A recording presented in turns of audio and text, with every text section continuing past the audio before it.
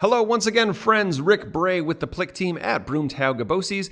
And I think we covered this in a previous video, but I really wanted to highlight it in this one. So you have a Pear Deck session running. You have it going with your students, and whether you're in teacher mode or teacher-paced mode or student-paced mode, doesn't really matter.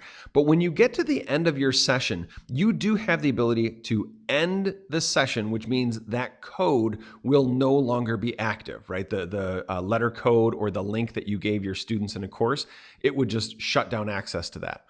That is one option. If you wanted to, you could leave this session running, and all you have to do to that is close out the tab or the window. Again, don't hit end. That would leave the session running in the background. So I'm going to open a new tab for a second. So what I mean is if I just close this, right, I can say, okay, bye students. They can still activate it. They can still get to it. And their work is saved. So how do I get back to that session? Because if I go to Google Drive and I open it up, it may or may not remember that I have that. So if I go to Pear Deck's website, when you get there and log in, you may have to log in with your teacher account right here, teacher login. It'll just be your Google account. It may know who you are because of my apps in our case. When I head over to sessions, over here is where anything that's green, that's live and that's running. And that means that my students can get to it and continue working on it, which is kind of cool. If I want to launch it for my students to see in the classroom, I click on this little, it looks like the old pull down screen. That would be the classroom view, whereas this is the teacher dashboard view. And if I say, you know what, we're all done, I can end the lesson from here too.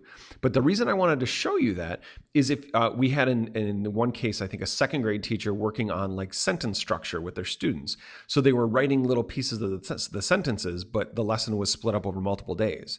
So the students went in, they did their work, and then the next day the teacher came here, they hit this classroom view, and they went back to the slide, and the students were in because either it's the same join code, in this case it's unique, right? But it's the same join code, or they would follow the same link in their learning management system. And then when they go to the slide, the student's work is still there and they can continue on it. So just another way of going through things that you can leave the link out there and it can still be active. You can always come back to it. So again, that's the difference between actually ending it, which would make it no longer accessible, or just closing out that tab, which would make it continue to be accessible. So there you go. That is links in Pear Deck. I hope that it was helpful. If you did find this video, why am I having all this stuff showing? Holy cow. Oh boy, gotta love 2020, right? So if you did find this video useful, please feel free to give it a thumbs up. You can always subscribe to this channel to get updates and notifications when new content is posted. And as always, thank you for watching.